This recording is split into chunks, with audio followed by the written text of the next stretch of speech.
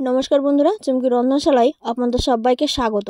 আজ হাজির হয়েছি জিভে জল আনা স্বাদের ক্ষীরোদ কাতলার রেসিপি নিয়ে। খুব কম সময়ে সহজে তৈরি হয়ে যায়, এতে কিন্তু অসম্ভব টেস্টি হয়। যে কোনো বিশেষ দিনেও আপনারা বানিয়ে ফেলতে পারেন। গরম ভাত, পোলাও সব কিছুর সঙ্গেই সার্ভ করা যাবে।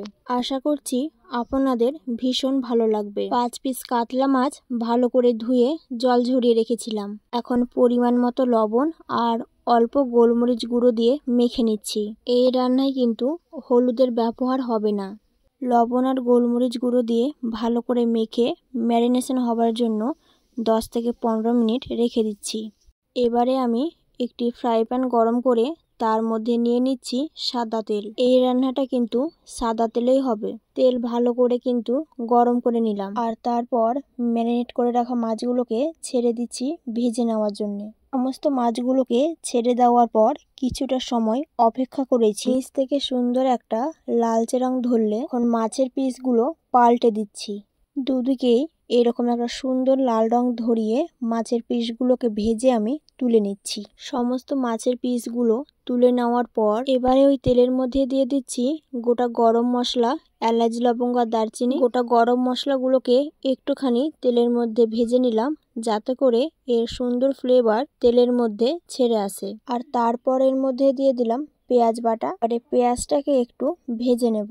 পেঁয়াজটাকে 2-3 মিনিট ভেজে নেওয়ার পর এর মধ্যে দিয়ে দিচ্ছি আদা রসুন বাটা। এবারে আদা রসুনের কাঁচা গন্ধ চলে যাওয়া পর্যন্ত মশলাটাকে খুব ভালো করে ভেজে নিতে হবে। আদা রসুনের কাঁচা গন্ধ চলে গেছে। এবারে এর মধ্যে দিয়ে দিচ্ছি টমেটো কুচি, দিয়ে দিচ্ছি স্বাদ মতো নুন। টমেটোটা দেওয়ার পর 3 থেকে 4 মিনিট সমস্ত কিছুর সাথে একটু কষিয়ে নেব। আমি সমস্ত কিছুর সাথে 3 থেকে 4 মিনিট খুব ভালো করে কষিয়ে নিয়েছি।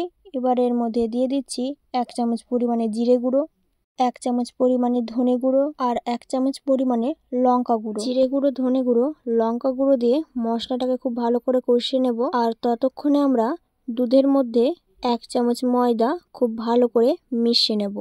ময়দাটা খুব ভালো করে মিশিয়ে নিতে হবে, যাতে করে কোনো ডালা না থাকে। দুধের সাথে ময়দা খুব ভালো করে মিশিয়ে নিয়েছি, আর এদিকে মশলা থেকে তেলও ছেড়ে দিয়েছে। এবার এর মধ্যে দিয়ে দিচ্ছি দুধের মিশ্রণটা। ময়দা দেওয়ার কারণে কিন্তু গ্রেভিটা বেশ সুন্দর ঘন হয়ে যাবে। গ্রেভি ফুটতে শুরু করলে এর মধ্যে ভেজে রাখা মাছগুলো দিয়ে দিলাম। এবারে হালকা হাতে মাছগুলোকে গ্রেভির সাথে খুব ভালো করে মিশিয়ে নেব, যাতে করে গ্রেভির সুন্দর ফ্লেভার মাছের সাথে খুব ভালো করে মিশে যেতে পারে। দেখুন, উল্টে পাল্টে মাছগুলোকে গ্রেভির সঙ্গে খুব ভালো করে মিশিয়ে নিয়েছি। এবার এর মধ্যে দিয়ে দিচ্ছি চেরা কাঁচা লঙ্কা। দেখুন, সুন্দর গ্রেভি ঘন হয়ে গেছে, তার মানে আমাদের রান্না প্রায় কমপ্লিট। এবার এর মধ্যে দিয়ে দিচ্ছি 1 চামচ পরিমাণে ঘি। এবারে ঘিটা দেওয়ার পর খুব ভালো করে মিশিয়ে নিচ্ছি। আমাদের ক্ষীরোদ কাতলা একদম রেডি সার্ভ করার জন্য।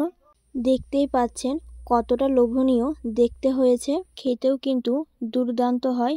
আশা করছি আপনাদের ভালো লেগেছে। আমার আজকের রেসিপি আপনাদের কেমন লাগলো অবশ্যই আমাকে জানাবেন।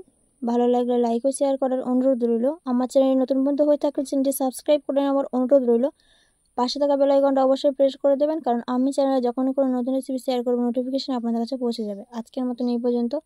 আবারও হাজির হয়ে যাব নতুন কোনো রেসিপি নিয়ে। ভালো থাকবেন, সুস্থ থাকবেন। ধন্যবাদ।